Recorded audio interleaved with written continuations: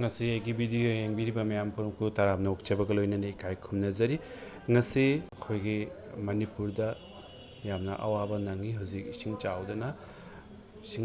awaba nangbase kohonbina bahana mapuda nijari asigi pau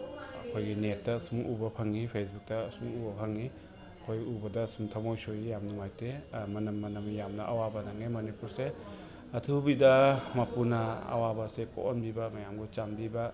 haina mayamda nijari loinana khoi silet thangnaba border thangnaba india gi mafam kya da ising chawbana akhogi silet chu ising thummani habechi thajabama leire aduna ai akhogi surma turel borak turel india dana borak turel haire khangnaba asi yangba lakpani ising kyamko chawre haina ajik mayamna ubiriba ase akhogi circuit house hare khangne haibadi akhogi prime minister na ka silet lakpon tanda asi mamche pothagalli pothabamni circuit house haise सरकार की अचौ अचौब मंत्री minister लाबसु सिदा पोथाने असिने अखो तुरेल मपान यामना फजब Meham अमनि अखोगी natural यामना beauty लेर महमनि हाइरिबा तुरेल असि मथत उबिबा bridge असे किन bridge हाइरे खंगने मतम तो अखोई सिलेट सिसु आसाम स्टेट मनु चंगामि चलमि अदना मतम अदुगी 1933 36 मतमदा आसाम की गवर्नर माइकल किंग को बमा लेरमि महाकी निंगसिंगदुना महाकी ममिंगदा थोंग असिगी ममिंग किन ब्रिज हाइना थोनखिबनि थोंग असि साबदा आसाम सरकार की मतमदुगी एग्जीक्यूटिव मेंबर राय बहादुर प्रमोद चंद्र दत्त मतमदुगी एजुकेशन मिनिस्टर अब्दुल हामिद याउना मतेम पांखि हाइबगी पाउ इंडिया के बॉर्डर ताइनाबा महम जनता कनाइघाट खोई सुंदरना कंपनीगंज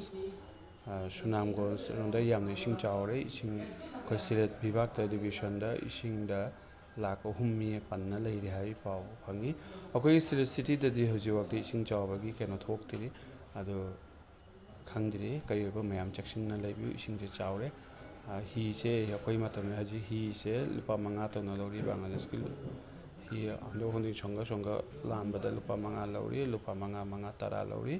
mayamda sum khangan ningdra yengan bane sri hi mayam section view akhogi ichau se silet manun city man desu thokpagi chingnabama leire mayam section view hojik mayamna ubiriba se akhogi yum tono uri se ghari ni ghori haibadi mayamna khangi dine watch ne ado si ase akhogi ccbt samol sakibani 1874 da खोगी पिथिम Pasha कुलोरागी नवाब जमीदार अली अहमद ना महाकना design तौबा अमसुंग खोइना हजि उरिबा महम से चाटनी घाट हारे खंगने महम सिदा हाना बंदर ओरमी बंदर हाइबदि अखोई port ओरमी इसिंग दा पोर्ट लाथो लाक्सिन सिलेट महम क्यादि पोर्ट लाथो लाक्सिन तौरमी असिदा पोर्ट की जोनभम ओरमी अदुना मयाम लाथोक लाक्सिन दा तुरेल दा लाथोक लाक्सिन दा तुरेल सिदा ही दा लाथोक लाक्सिन दा मयामना मतम असे खंगनमा मतम चपचाबी खंगनमा हाइना महाकना महाकी मसानुपा अली हमजाद की मिंगदा घरी असे कतखिबनि सागिबनि अदुना महापु अखोई आजि एयमु इकाई खुमनजा उच्चरी घरी असे बांग्लादेश पाकिस्तान लान मतमदा बोम तादुना खरा शोखिबना खरनि तान लेरमी मथंगदा अमुक सेमजन खरे अमुक सेमजन बा मतुंगदसु अमुकसु यागिदे अंकोंगदा सिलेट सिटी कॉर्पोरेशन की सिलेट सिटी कॉर्पोरेशन सेमबदे यासुं यारे असिनि मयामदा खंगानिंगवा अमुकसु मयामगी याइफाबा अमसुं कोइ मणिपुर की अवाबसे कोकना मायना मपुदे निजरी मयाम पनो मपु थागतचरी मतम खाइदोकुदना एगी वीडियो से येंगबिबे तमा थागतचरी।